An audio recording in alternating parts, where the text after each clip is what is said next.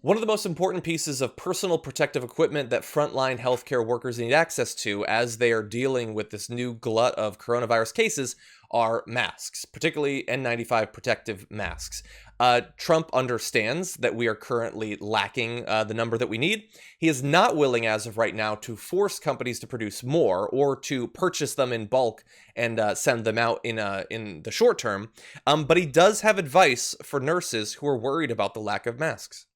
They're throwing away the mask right away. They're throwing away. And when you hear 55 million masks were ordered, I'm saying 55 million. How could it possibly be such a number? And I said, why aren't we sanitizing masks? You know, you look at the masks. I've looked at all the different masks. Some don't lend themselves to doing that, I think, but many do. And I said, why aren't we have very good liquids for doing this, sanitizing the masks. And that's something they're starting to do more and more.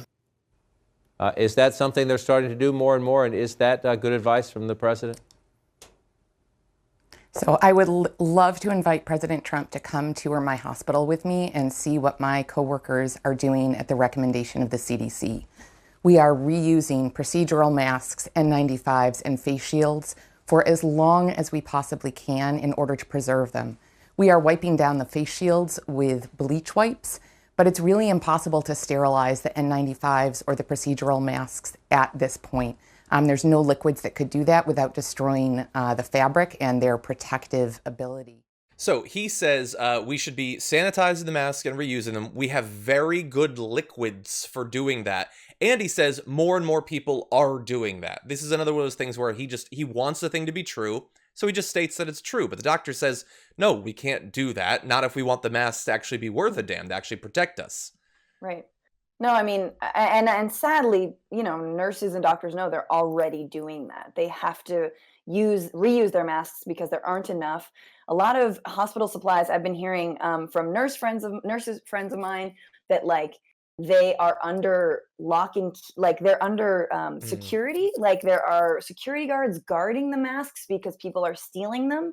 And it's like, I don't really blame anyone in that situation. Obviously, like it is really scary. Everyone wants a mask, but like, obviously we nurses and doctors and medical professionals need them first.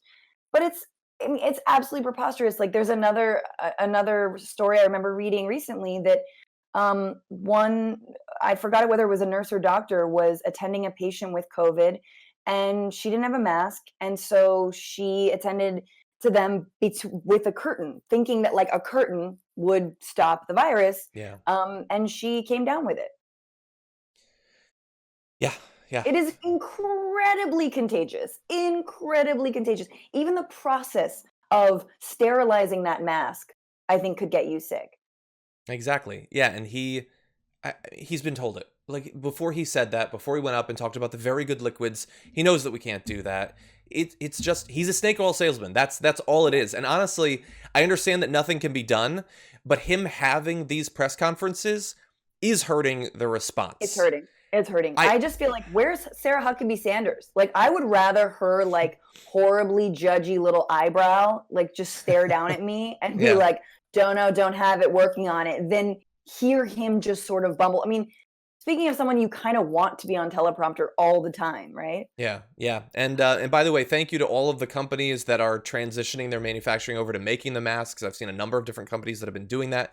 It's still going to be a logistical nightmare to get it to all of the hospitals that need it. Like you can pump out, 1 million masks, and then what do you do with them? How do you get them to everyone? But we need that. And like I saw that like Tito's Vodka is transitioning their manufacturing to making hand sanitizer, which is great because, as many of you I'm sure have noticed, you still can't get it online. So no, and I've been wondering, I have a bunch of aloe, and I was like, wait, but I don't have any more alcohol, but I have alcohol. So I'm like, does tequila sterilize?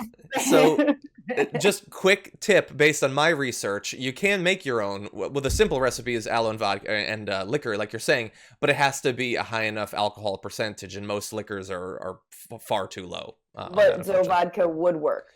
No, I don't think so. No, they can do they can manufacture the alcohol with a high enough content to make hand sanitizer. But if you just use regular vodka, I don't believe that would do I much. obviously don't want to spread disinformation, but I'm also not the president, so like. That's true.